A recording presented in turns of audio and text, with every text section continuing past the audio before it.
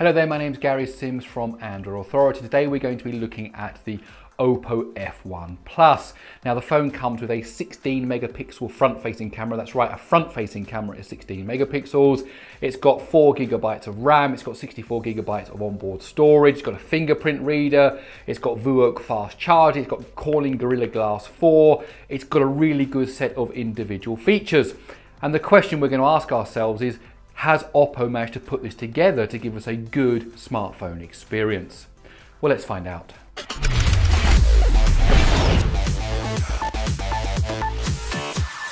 So when it comes to design, really the first thing we have to talk about is the similarities between this phone and the phones by a certain Californian company that use a fruity logo. Now, for some of you doesn't really matter, you just don't care. For some of you, it's a real plus, you like the design, it's really not an issue to you. And for some of you, it will actually be quite a negative thing. It comes down to everybody's personal preference. But once we go beyond the design language, I must say that this phone is really a pleasure to hold. It's got a great 6.6mm body that's really quite thin, and it's got a good design to it, it's got a good feel to it. Everybody that I've handed this to say, hey, what do you think about this phone? They've been impressed by the way it feels in the hand. Of course, you as the consumer, it's your choice whether you want a phone that looks like this or not. Now, looking around the phone, on the front we have the 5.5-inch Full HD display, and then the home button, the physical home button, which has a built-in fingerprint reader at the bottom. Going around the edges, you have the volume rocker on the left-hand side and the power button on the right-hand side, which is just below the SIM tray. At the top, there's very little except for a small hole for a microphone, whereas at the bottom, things are quite busy. You have the speaker grill, you have the micro USB port, you have another microphone hole, and you have the 3.5mm headphone jack. Now on the back of the phone, you have the OPPO logo and of course the 13 megapixel camera. The OPPO F1 Plus comes with a high quality 5.5-inch Full HD IPS LCD display along with Corning Gorilla Glass 4. The display is bright and works well indoors and outdoors. With a resolution of 1920 by 1080, that 5.5-inch display gives you a pixel density of 400 ppi, which for a phone in the premium mid-range segment is more than sufficient. The viewing angles are good and the bezels are amazing. At just 1.6mm thick, the significant lack of bezels gives the display that edge-to-edge feel without incurring the additional cost of maybe a curved screen. One of the interesting features of ColorOS 3.0 on the F1 Plus is this eye protection display settings. According to OPPO, there is research which shows that shortwave blue light can actually be harmful to the eye. Therefore, they have a setting which is able to filter out this blue light and give the display a less jarring, more smoothing experience. Whether that's marketing or science, I don't know, but I like their thinking. Now turning our attention to the hardware, the F1 Plus boasts 4 gigabytes of RAM, a fingerprint reader and quick charging. The only slight letdown in my opinion is the choice of processor. The F1 Plus uses a MediaTek Helio P10, which is an octa-core processor with 8 Cortex-A53 cores. 4 cores are clocked at 1.2 GHz and the other 4 cores are clocked at 2 GHz. Accompanying the CPU is the ARM Mali T860 GPU. In this particular one has 2 cores. In terms of everyday use, these specs are more than adequate and most users won't find themselves wishing for a different CPU. And because of that nice 4 gigabytes of RAM, even some die-hard power users among you will find the F1 Plus more than sufficient. However, if you play a lot of 3D games, go to lots of complex websites or use CPU-intensive apps, then you may find that the Helio P10 isn't quite up to your needs. The use of a Cortex-A53 octa-core processor is also reflected in the benchmarks. The OPPO F1 Plus scored 876 on Geekbench's single-core tests and 3,311 for its multi-core tests.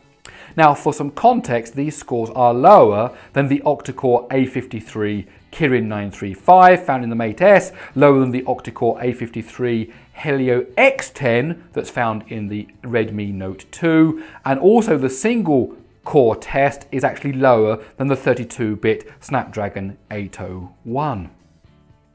As for Antutu, the F1 Plus scored 51,158, and for Epic Citadel, the device managed 42.4 frames per second on the ultra high quality mode.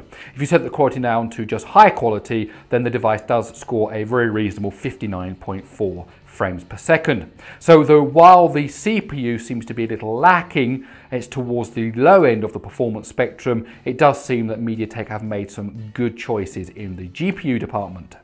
The fingerprint reader on the F1 Plus is very good. It's fast, accurate, and is certainly comparable with the lightning fast and reliable fingerprint scanner on the Huawei Mate 8. However, unlike the Mate 8, which has its fingerprint reader on the back, you can't wake and unlock your phone just by putting your finger on the reader. Instead, you need to press the home button with your finger, which will then wake the phone, and at the same time, it will unlock it. Now, that's maybe a minor difference, but my personal opinion is that it's better to have the fingerprint reader in a separate place rather than on the home button. If it's any consolation to you, the Samsung Galaxy S range and the Samsung Galaxy Note range suffer from the same problem. But that's just my humble opinion. The F1 Plus features a single speaker on the bottom edge next to the micro USB port. The speaker is quite loud and the sound is reasonable considering it isn't a front-facing speaker. As with many devices, music can sound a bit thin with a lack of bass. The F1 Plus has a 2,850 mAh battery, which is amazing when you consider the 6.6mm thickness of this phone. Now that battery is more than sufficient to give you full day battery life without any problems whatsoever. I did some battery tests. First I ran Epic Citadel to test the battery life while playing 3D games. According to my calculations, you'll be able to play around 4.5 hours of 3D games on one charge. Now 4.5 hours of 3D game playing is quite an impressive number, as there are phones out there which don't even give you 4.5 hours of on-screen time when you don't even go near 3D. So this really is a good sign. As for simpler tasks like browsing the web, you'll get at least 8 hours from a full charge, or alternatively you could watch 8 hours of YouTube video if you stream it over Wi-Fi. I did a call test where I called another phone for 30 minutes and I monitored the battery life, and my estimation is that the F1 Plus will give you at least 20 hours of 3G talk time. Now when it comes to charging that 2,850 mAh battery, the OPPO F1 Plus comes with a VOOC charging system, and it really is quite fast. You can go from 0 to 75% in just 35 minutes. And according to my testing, it takes just under 1 hour and 10 minutes to go from 0 to 100%. If you're looking for a stock Android experience, then the OPPO F1 Plus is not for you, because it comes with ColorOS 3.0, which is OPPO's heavily skinned version of Android 5.1. For example, there is no app drawer and you have to put all your apps in folders on the home screen. Much of the colouring and the UI has also been changed, however Android users will find it familiar. Having said that, you do get access to all of Google's services, including Google Play and Gmail and YouTube, so everything you'd expect to find on a standard Android phone is found here. ColorOS also adds lots of extra features, including a one-handed mode and support for gestures.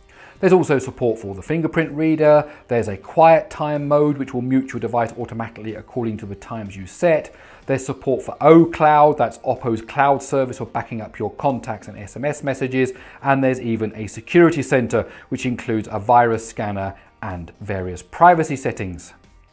Now the rear camera on the F1 Plus has a 13 megapixel sensor along with an f2.2 lens and autofocus. Overall, I've been very impressed by the camera. I've used it for close-ups, selfies and casual snaps both indoors and outdoors, and the camera really hasn't put a foot wrong. Of course, the caveat to that statement is that it's a smartphone camera and not a DSLR, and no matter how good the camera is, it can't capture light that isn't there. I was particularly impressed by the indoor photos. Of course, if you push the lighting scenario to the extremes, you will get lots of noise in the photos. In terms of the camera app, you get a simple camera interface by default. However, you can swipe your way into different shooting modes, including time-lapse, video, beauty, and panorama. You can also tap on an icon to reveal functions like Ultra HD, filters, GIF animation, double exposure, and expert mode. The latter allows you to control the ISO, the shutter speed, and the white balance. However, it also lets you configure the camera to save a RAW version of every shot taken, and that will be saved in the digital negative format. Plus, of course, you can manually focus your shots. My biggest complaint with the camera app is it doesn't rotate all the UI elements when you go from portrait to landscape. Although some elements do move, many of them remain in portrait mode, which is really quite annoying. The OPPO F1 Plus is very unusual in the fact that its front-facing camera actually has a greater megapixel count than its rear-facing camera. The front-facing camera has a 16 megapixel sensor along with an f2.0 lens. The software for the front-facing camera has also been upgraded and tweaked. There is a new Beautify 4.0 mode for smoothing out those wrinkles and covering up those blemishes. Plus there is support for the new selfie panorama mode, which is designed for group shots. And so there you have it, the OPPO F1 Plus. It's got this sleek 6.6mm body, thin bezels, Corning Gorilla Glass 4, you've got that selfie camera at the front, 16 megapixels, you've got the fingerprint reader built into the home button, you've got VOOC fast charging, you've got 4GB of RAM, 64GB of internal storage. In fact, it's actually got dual SIM support, and one of the SIM slots can be replaced by a micro SD card so that you can expand the storage by another 128GB. Now there are three things that you might not like about this phone. One is the design language. Does it look too similar to the iPhone?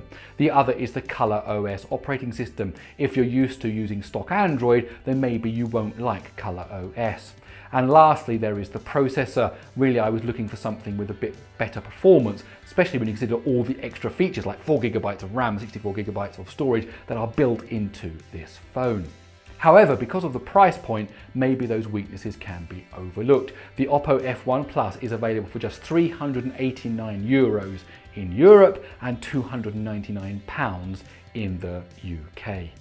Well, my name's Gary Sims from Android Authority, and I hope you enjoyed this video. If you did, please do give it a thumbs up. Also, don't forget to subscribe to Android Authority's YouTube channel. Please use the comments below to tell me what you think about the OPPO F1 Plus. And also, don't forget to stay tuned to AndroidAuthority.com because we are your source for all things Android.